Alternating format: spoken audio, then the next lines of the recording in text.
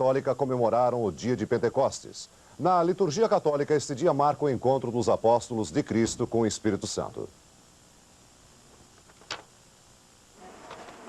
Um simples vestiário se transformou num local sagrado, numa capela onde um grupo reza sem parar. Eles estão orando por todos os fiéis que relembraram hoje uma data especial da Igreja Católica, o Pentecostes. Chegando o dia de Pentecostes, estavam todos reunidos no mesmo lugar. A frase está escrita no Evangelho e inspira todos os carismáticos. É certo que a data oficial, Pentecostes, ainda não chegou, é no próximo 19 de maio. Mas hoje, os carismáticos já são tão numerosos que precisaram arrumar um dia sem jogo de futebol e usar o estádio do Morumbi. Vamos orar. Vem, Espírito Santo! Essas 120 mil pessoas se reuniram em nome do Espírito Santo. Acreditam que ele repete aqui no Morumbi o que, segundo os apóstolos, aconteceu no nascimento da igreja 20 séculos atrás, quando o Espírito de Deus desceu sobre os presentes. Por isso, as pessoas rezam com fervor, se emocionam, cantam e pulam de alegria. Eu sinto que a minha força é maior com esse Espírito Santo grande dentro de mim, assim, é uma coisa maravilhosa. O povo hoje tem uma fome de Deus, o povo hoje tem uma sede de Deus. Nem fomos nós quem suscitamos isso, foi Deus quem suscitou. O que nós estamos fazendo é apenas dando a este povo o alimento que ele precisa e trazendo para Deus e trazendo para a igreja este povo que hoje está querendo voltar para Deus.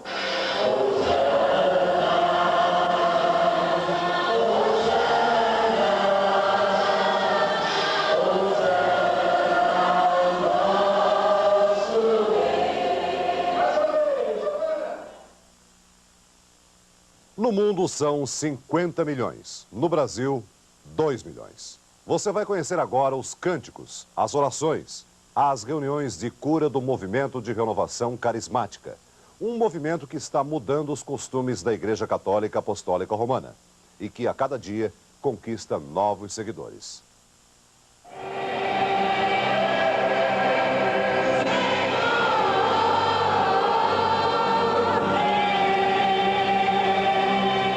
Estas imagens, por incrível que pareça, foram feitas esta semana na Catedral da Sé, em São Paulo.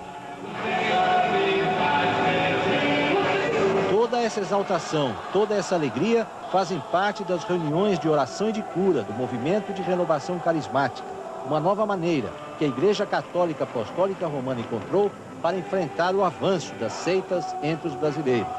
Na verdade, o movimento carismático é uma volta à origem da Igreja. A Bíblia diz: 50 dias depois da ressurreição de Cristo, o Espírito Santo desceu sobre os apóstolos e transmitiu a eles os dons do carisma. E um desses dons é exatamente o carisma da cura. É a Igreja Católica voltando ao tempo dos apóstolos. O movimento carismático começou 24 anos atrás, com um grupo de jovens universitários americanos e chegou ao Brasil há 17 anos. Esse verdadeiro espetáculo de fé teve agora mesmo o apoio da Conferência Nacional dos Bispos do Brasil, a CNBB. O movimento de renovação carismática reúne só em São Paulo 500 mil pessoas. Calcula-se que no Brasil já existem 2 milhões de carismáticos. No mundo todo, a Igreja Católica Apostólica Romana tem 50 milhões de seguidores dessa nova linha de evangelização. O grupo de oração da Catedral da Sé é o maior da renovação carismática no Brasil. Todas as segundas-feiras se reúnem aqui entre 2.500 a 3.000 pessoas. Todas elas têm principalmente uma esperança: obter a cura para alguma doença. São muitas vezes pessoas desenganadas pelos médicos e que conseguem alcançar a graça. E hoje é um dia muito especial para centenas e centenas de carismáticos que estão na Igreja da Sé. A reunião vai ser comandada por tia Laura, uma das poucas pessoas em todo o Brasil autorizadas a fazer curas com a imposição das mãos. Dona Laura Mendes da Silva, a tia Laura, tem 75 anos de idade e é a mais importante figura do movimento carismático no Brasil. Um momento surpreendente da reunião. Tia Laura invoca o Espírito Santo. Ela diz que nesse momento recebe uma inspiração divina e começa a chamar todas as pessoas que estão doentes. Tia Laura não conhece nenhuma delas. Você que tem sempre o seu coração parece que inchado, cansado, batidas erradas, às vezes meio forçando. Você respira mal por causa desse problema e o Senhor agora tocou no seu coração. Fui levada ao INCOR com uma parada cardíaca. E depois, quando voltei a mim, eu soube que eu tinha esse problema grave. E fui, graças a Deus, que eu consegui essa graça, porque eu não sinto mais nada. E sentimos agora, neste instante, pessoas que têm muita dor nos joelhos, que têm dificuldade para se levantar e andar. Eu não conseguia ajoelhar e meu joelho estava doendo demais. Eu fiquei o tempo todo sentada. E eu senti um calor muito grande agora no meu joelho, eu movimentei e não estou sentindo dor. E nós sentimos agora, neste instante, pessoas que têm assim, um problema muito sério na coluna. Mandaram fazer fisioterapia, tudo isso, fiz, nada adiantou. E aqui é que adiantou. Aqui é que eu fiquei curado. O que o senhor acha que aconteceu? Aconteceu que Deus me curou. Todos reconhecem, leigos e sacerdotes, que os poderes de tia Laura de invocar o Espírito Santo são impressionantes. Quando não está nas grandes reuniões de oração e cura pelo Brasil inteiro, tia Laura atende na casa dela na cidade paulista de Lorena e consegue, vejam só, fazer curas pelo telefone. A paz de Jesus, boa tarde. Veja o testemunho de 2 paraibanos curados por tia Laura pelo telefone. A advogada Maria Lade Cabral, que tinha miastenia grave, uma doença que atrofia toda a musculatura do corpo. Eu recebi uma oração por telefone de tia Laura. A oração simples. Ela pediu simplesmente assim: Senhor Jesus, eu creio que estás presente em toda parte. Eu te suplico, cobre com o poder do teu Espírito, na outra extremidade desse fio, lá na Paraíba, a minha irmã. E queima, no calor do teu Espírito, as raízes de miastenia graves, onde quer que se encontrem nela. Só foi isso, amém, aleluia. A outra cura pelo telefone foi do professor universitário Gerôncio Vilar. Ele tinha câncer na língua. Eu liguei para a tia Laura e ela orou pelo telefone e é aí onde a gente tem a experiência boa com Deus, né? O que é que o senhor sentiu quando ela orou? Eu senti que realmente confirmava-se aquilo que eu esperava, a cura, né? Física mesmo. Além de receber mais de 100 telefonemas todos os dias, tia Laura recebe também cartas e bilhetes de todo o país. Eu sempre digo para os irmãos assim: bem sei, Senhor, da distância que existe entre mim e esse irmão que eu estou orando, mas sei que tu estás no meio de nós e a tua mão preciosa é sobre a cabeça desta pessoa tão necessitada da tua graça. E Jesus faz a obra. Boa noite, você está sintonizando o programa Encontro com Cristo. Outro grande líder carismático do Brasil é o padre Alberto Luiz Gambarini. Ele é o pároco da igreja de Nossa Senhora dos Prazeres, em Itapecerica da Serra, São Paulo. Padre Alberto usa o rádio com muito sucesso para evangelizar e conquistar novos adeptos para o movimento de renovação carismática. Ele garante que o carisma sempre existiu na igreja. O movimento carismático, ele está presente dentro da igreja simplesmente para ser um caminho, para ajudar a igreja a redescobrir esta missão fundamental do Espírito Santo. Por isso, nós não acreditamos que haja uma divisão, pessoas que são progressistas ou pessoas que são conservadoras. O que nós acreditamos é que existe a Igreja de Cristo e para isso nós temos que trabalhar. Padre Alberto já fez muitos seguidores apaixonados do movimento carismático. Gente de todos os níveis sociais e econômicos. Um exemplo dessa devoção e do poder de invocar o Espírito Santo é uma das mulheres mais ricas de São Paulo, Dona Maricitro Sardi. Ela é coordenadora de um grupo de oração. Toda a família dela, o marido e os 10 filhos, são do movimento carismático. Aos pés da imagem de Nossa Senhora de Medjugorje, Maricitro Sardi põe todos os pedidos de cura que recebe, em geral, de pessoas pobres das favelas que visita e ajuda. Para ela, ser rica não exclui a devoção e o contato com o Espírito Santo. Onde há Deus, não pode ter elitismo, não pode ter luta de classes. Quer dizer, eu amo pelo fato de amar. Eu me dou pelo fato de achar nós temos que ter o temor a Deus, e ele diz, ama o próximo como a ti mesmo. E se eu não amar o meu próximo como a mim mesma, realmente eu não estou sendo coerente com a vida em Cristo, que é a que eu busco. Todo carismático conhece o trabalho de Frei Léo. Ele mora em Brusque, Santa Catarina, e percorre todo o Brasil, reunindo grupos de oração e de cura. Ele está acostumado a rezar com estádios e ginásios cheios, e é conhecido como pastor eletrônico do movimento carismático da Igreja Católica Apostólica Romana.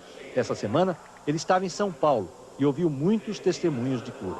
Muitas vezes a igreja deixou de pregar o evangelho mesmo, e muitas vezes ficou preso a algumas doutrinas, o dom de cura estivesse um pouco escondido na igreja. As seitas perceberam isso e passaram a usá-lo. E penso que nós devemos aprender com a seita, e creio profundamente que em algumas delas, que em muitas delas, também acontecem curas. O perigo é o curandeirismo. De Campinas, São Paulo, um dos núcleos pioneiros dos carismáticos do Brasil, fala o repórter Ciro Porto. A evasão dos católicos e o crescimento das seitas foram temas muito discutidos na 29ª Assembleia Geral da CNBB, aqui em Itaici, interior de São Paulo. Os bispos elaboraram novas diretrizes da igreja para os próximos 4 anos, que vão ser divulgadas só em junho. A partir daí, a igreja deve se tornar mais participativa, onde os fiéis vão poder desempenhar até a função de ministros evangelizadores. O que se pretende também é fazer com que os padres se aproximem mais dos fiéis para conversas, aconselhamentos e bênçãos individuais, onde não está descartada a possibilidade de curas milagrosas. A intenção dos bispos é reviver o misticismo da igreja sem abandonar a opção preferencial pelos pobres, ou seja, a igreja quer oferecer aos fiéis uma assistência espiritual paralela à discussão dos problemas sociais. A igreja deve assumir uma posição que leve mais em consideração o subjetivo e o pessoal, sem descurar das questões da justiça e desse mundo que passa, porque não podemos cair nos extremismos, nem de um lado, nem de outro. Dentre as modificações que a igreja deve apresentar para os próximos 4 anos, está incluída também a possibilidade de curas através de bênçãos e orações? As bênçãos e curas de diversas maneiras pertencem à tradição da era apostólica da Sagrada Escritura. E nós devemos conservar essa tradição, usá-la, é verdade, com discernimento, mas não bani-la de nossa igreja, que seja contra a nossa tradição. O senhor já curou alguém através de bênçãos? Eu tenho fatos em que eu tenho percebido que Deus curou pessoas que tinham muita fé através de bênçãos que eu, como indigno servidor, tenho dado. Outro exemplo pessoal de misticismo é do bispo de Pelotas, no Rio Grande do Sul, Dom Jaime Quemelo, que lançou uma maldição para acabar com os ratos de uma fazenda. E chegou uma pessoa para mim muito humilde e disse: o senhor não pode ir lá, padre, abençoar o meu paiol lá de milho e culturas agrícolas, espantar os ratos que estão lá? E eu comecei dizendo para a senhora assim: olha, minha senhora, use o veneno, né, primeiro, você ia trabalhar. E ela me disse: não, padre, eu acredito na bênção, o senhor tem que dar a bênção. E misteriosamente, eu aprendi da fé dessa senhora, fui lá, abençoei aquele paiol, lancei uma maldição que se chama contra mures, até uma palavra em latim, que é contra ratos.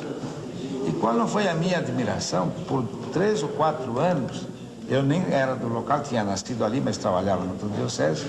Cada vez que eu ia visitar meus pais, ela trazia uma cesta enorme de frutas para mim, porque ela dizia assim: olha, meu padre, depois daquela bênção, nós ficamos aliviados, não há mais ratos no paiol. Quer dizer, o senhor expulsou os ratos do paiol? Eu não, foi Deus, foi sobretudo a fé dessa criatura. Até hoje, os dirigentes da Igreja Católica não deram apoio oficial à renovação carismática. Os bispos e padres se dividem entre a tolerância e o apoio pessoal. Mas depois da Assembleia da CNBB, os bispos admitem que a experiência dos carismáticos vai ajudar na retomada do misticismo e na volta dos antigos fiéis. O lado místico que a Igreja quer resgatar, na verdade, já existe dentro dela mesma. Hoje, o movimento já está se espalhando por todo o país e a evasão das igrejas católicas começa a ser substituída pela lotação. Nos encontros de carismáticos, os fiéis chegam a disputar um lugar dentro da igreja. Os carismáticos se organizam em grupos de oração orientados por leigos. Só em Campinas, são 100 grupos, mais que o dobro do número de paróquias. Nos encontros, os carismáticos leem a Bíblia, rezam e invocam o Espírito Santo, escrevem as intenções e graças desejadas que são levadas até o altar e dão testemunhos pessoais de graças alcançadas. Edson Antônio Leite é um exemplo de cura atribuída à ação do Espírito Santo. Há 2 anos ele estava com leucemia aguda, agravada por hepatite e pneumonia. Durante a doença dele, que durou 8 meses, a mulher Carmen Silvia passou a frequentar a renovação carismática. Segundo ela, a recuperação do marido começou depois de uma noite de orações no hospital. O que o médico te falou depois que você apresentou essas melhoras? Procura um cartório, registra de novo que você nasceu nesse momento. A repórter Fernanda Esteves acompanhou no Rio as reuniões de oração e cura. O grupo da Renovação Carismática Cristã surgiu aqui no Rio de Janeiro em 1975. Eram poucas pessoas, se reuniam numa pequena sala. Hoje, 16 anos depois, cada reunião quase não cabe nesse imenso salão, o salão principal da igreja. O Grupo Bom Pastor da Igreja de Nossa Senhora de Copacabana foi o primeiro do Rio. Cada reunião de oração e cura tem mais de 800 pessoas. E todos gostam dessa liberdade na hora de rezar, de pedir proteção e cura. Uma descontração, uma alegria próprias dos carismáticos. O movimento acabou com o lado sisudo, solene das cerimônias da igreja. Os que chegam pela primeira vez parecem espantados, mas logo se rendem às orações e às curas pela imposição das mãos. A senhora está aqui em busca de quê? De paz, de saúde, de tudo. Aí fora tá ruim, a gente não tem tranquilidade, então a gente vem pra cá pra ver alguma coisa diferente, né? Antigamente a igreja era muito fechada e tudo pra gente era pecado. Qualquer coisa era pecado. Atualmente não, Deus nos ama como nós somos, tá? Em todo o estado do Rio, os carismáticos são mais de 200 mil. Nas reuniões de cura, também conhecidas como trabalho de intercessão, aparecem todos os tipos de problema, desde a doença considerada incurável, as desavenças conjugais, até os jovens que estão querendo se livrar do vício do álcool e das drogas.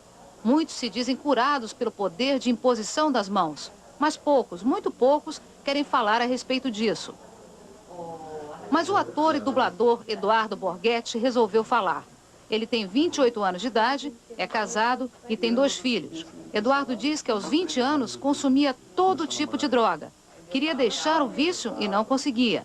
Tentou tudo, inclusive tratamentos esotéricos. Depois que passou a frequentar a comunidade Bom Pastor, em Copacabana, há 8 anos, garante que conseguiu se livrar das drogas. Hoje participa de um novo trabalho, a recuperação de drogados. Quando eu senti essa presença de Deus, esse amor, automaticamente eu não sentia mais vontade de, quando acabou o encontro, eu não sentia mais vontade de tomar drogas. Simplesmente não era mais natural para mim, eu não tinha necessidade. Alguma coisa tinha me preenchido de tal maneira que eu não sentia mais vontade. Dom Serafim Fernandes de Araújo, eleito vice-presidente da CNBB e considerado um representante da igreja tradicional, define assim o movimento de renovação carismática. Os milagres são um testemunho de Deus para dizer que Ele está presente, que Ele é Pai, que Ele é carinhoso. Mas, na verdade, não é, eu vou dizer, uma sessão de curas. Jamais a igreja iria prometer uma sessão de curas. Não é uma benção, você aperta o botão e sai. Não é isso. Precisa ter a fé no coração da pessoa e precisa também que Deus quer que o homem tome as medidas. Por exemplo, eu não vou dar uma bênção para uma pessoa só que não quer se tratar. Eu vou dizer para ela que eu dou a bênção, mas tem que se tratar. Porque a bênção de Deus irá para o médico, irá também para o remédio, irá para as coisas. Esse é o sentido pedagógico das nossas bênçãos.